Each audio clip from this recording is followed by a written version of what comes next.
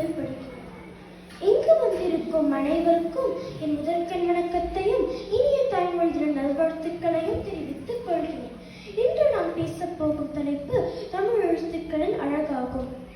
தமிழுக்கும் அமுதென்ற பேர், அந்த தமிழ் இன்பத் தமிழெங்கள் உயிருக்கு நேர், உயிருக்கு நேர் என்ற பாட்டிற்கிணங்க தமிழ் என்றாலே இனிமை, தமிழ் எழுத்துக்கள் என்றாலே அழகு, தமிழ் பேசுவதற்கும் கேட்பதற்கும் என்றும் திகட்டாத தித்திக்கும் தேனமுதாகும்.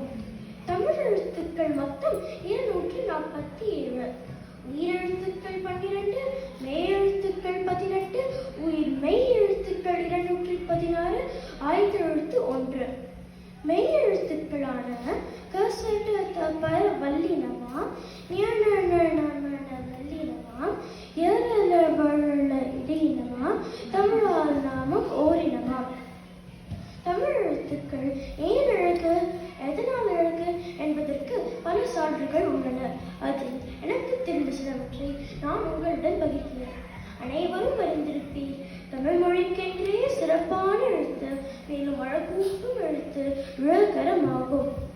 இடையின எழுத்துக்களான ழவை நுனிநாக்கிலும், ழவை நாவை உள்மடித்து மேல் தாடை நடுப்பகுதியில் பட்டு உச்சரிப்பதும், ழவை நாக்கை நன்றாக மடித்து உள்வாங்கி கூறுவதும் தமிழ் எழுத்துக்களுக்கே அழகாகும். ழகரம் அழகாக உச்சரிப்பதற்கு நான் கூறும் வாக்கியங்களில் தினமும் முடிந்தவரை கூறி பாருங்கள். இதைத்தான் நாம் பிறல் பயிற்சி என்பர். பலாப்பழம் பழுத்து பள்ளத்தில் விழுந்தது, பலாப்பழம் பழுத்து பள்ளத்தில் விழுந்தது. குழந்தை வாழைப்பழத்திற்காக விழுந்து விழுந்து அழுதது, குழந்தை வாழைப்பழத்திற்காக விழுந்து விழுந்து அழுதது. தமிழ் எழுத்துக்களின் மற்றொரு சிறப்பு அம்சம், தமிழில் பல ஓரெழுத்துக்கள் பொருள் தர வந்தது. இதைத்தான் ஓரெழுத்து ஒரு மொழி என்பர். தமிழில் 42 ஓரெழுத்துக்கள் உள்ளன. எடுத்துக்காட்டு: ஆ என்றால் பசு, ஈ என்றால் பூச்சி, ஊ என்றால் இறைச்சி, ஏ என்றால் அம்பு, ஐ என்றால் 5, மா என்றால் பெரிய, மூ என்றால் 3, தா என்றால் கொடு, தை என்றால் தைமாதம் என்று சொல்லிக்கொண்டே போகலாம். அது மட்டுமல்ல, இடைநிலகரம் எனப்படும் சின்னர மற்றும் வல்லினகரம் எனப்படும் பெரியர தமிழ் சொற்களை தெளிவுபடுத்த உதவுகிறது. எடுத்துக்காட்டு: அரி என்றால் திருமால் சிங்கம், அரி என்றால் அறிந்து கொள்.